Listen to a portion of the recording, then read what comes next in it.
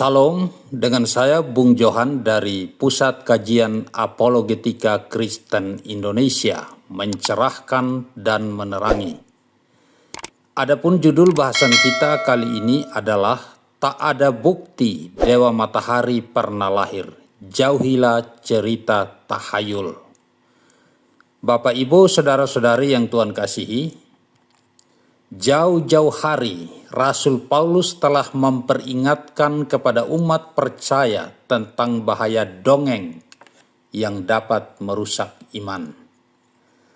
Mari kita baca 2 Timotius pasal 4 ayat 3-4. Demikian bunyinya, karena akan datang waktunya orang tidak lagi menerima ajaran sehat, tetapi mereka akan mengumpulkan guru-guru palsu menurut kehendaknya untuk memuaskan keinginan telinganya. Mereka akan memalingkan telinganya dari kebenaran dan membukanya bagi dongeng. Ayat ini mengatakan akan datang saatnya orang tidak lagi dapat menerima ajaran sehat. Peringatan kelahiran Yesus pada tanggal 25 Desember itu adalah ajaran sehat karena sesuai dengan fakta-fakta yang biblikal.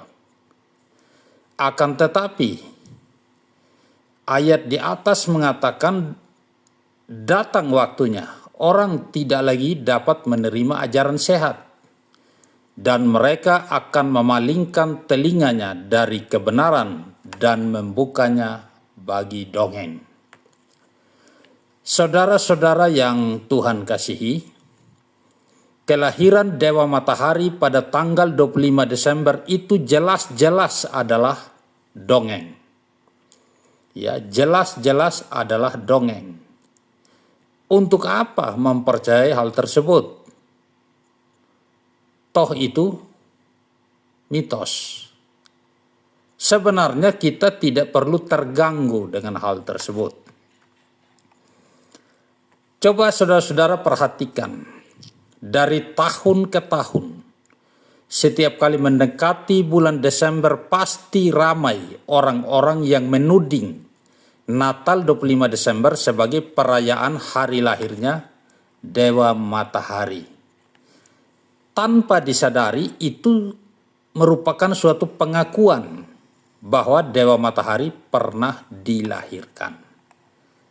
Kalau tidak pernah dilahirkan dan itu hanya cerita dongeng, buat apa kita terganggu, saudara-saudara?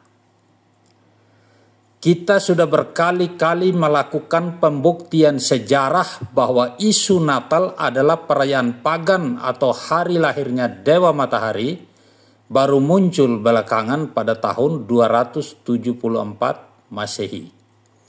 Saat seorang kaisar bernama Aurelian yang memerintah Romawi mulai tahun 270 sampai 275 Masehi, ia membajak perayaan Natal 25 Desember milik orang Kristen yang historis dan menjadikannya sebagai perayaan hari lahirnya Dewa Matahari yang ahistoris.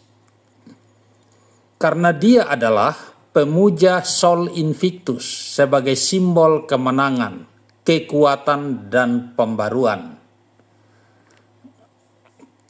Kaisar Aurelian menggunakan simbol matahari dan cahaya untuk menunjukkan kekuasaannya yang tak terkalahkan.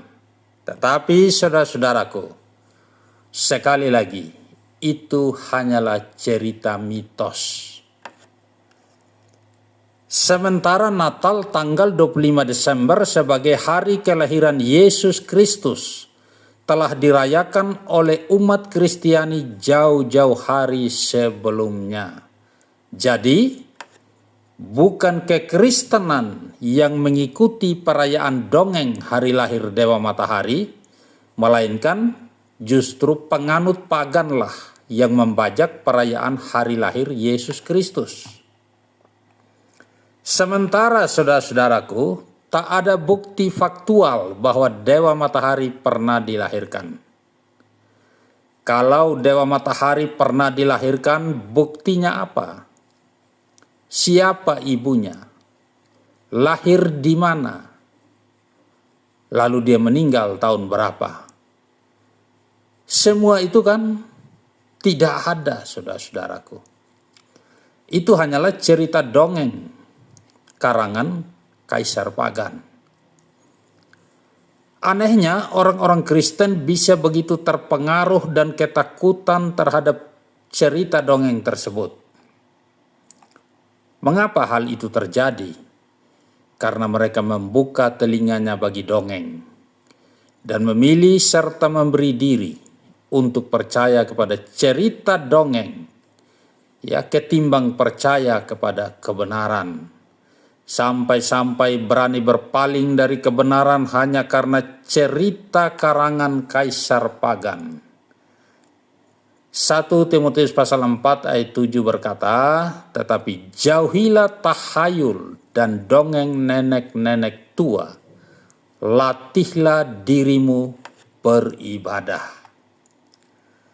Bapak Ibu, saudara-saudara yang baik hatinya, tahayul dan dongeng harus dijauhi. Mengapa? Karena hanya akan menimbulkan persoalan belaka.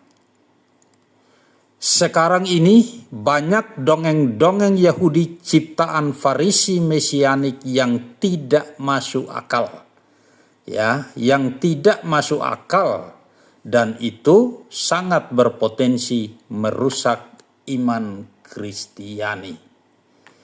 Padahal kalau kita mau jujur, hari apapun, tanggal berapapun, bulan apapun, dan tahun apapun, semuanya adalah milik Tuhan yang bisa digunakan untuk memuliakan Tuhan. Tidak ada satupun hari, tidak ada satupun tanggal, tidak ada satupun bulan, dan tidak ada satupun tahun yang adalah milik berhala atau dewa. Hari demi hari kemuliaannya diberitakan, bulan demi bulan kemasurannya disampaikan, dan tahun demi tahun kebesarannya dinyatakan. Jika saudara masih mengakui bahwa hari tertentu adalah milik dewa, Anda tertipu, ya. Sekali lagi, Anda tertipu dan memberi ruang kepada roh-roh yang lain selain Tuhan sebagai penguasa tunggal atas segala hari. Sama saja Anda memberi pijakan dan legitimasi bagi roh-roh dan dewa-dewa kegelapan untuk menguasai harimu. Inilah yang dimaksudkan oleh Alkitab, bahwa percaya kepada dongeng-dongeng hanya akan mendatangkan persoalan belaka. Di dalam 1 Timotius 1 ayat 4 di situ dikatakan, janganlah sibuk dengan cerita dongeng yang hanya menghasilkan persoalan belaka dan bukan tertib hidup keselamatan yang diberikan oleh Tuhan. Kepercayaan bahwa tanggal 25 Desember merupakan hari lahirnya Dewa Matahari telah sedemikian rupa mendatangkan sah di hati banyak orang Kristen, saudara-saudaraku.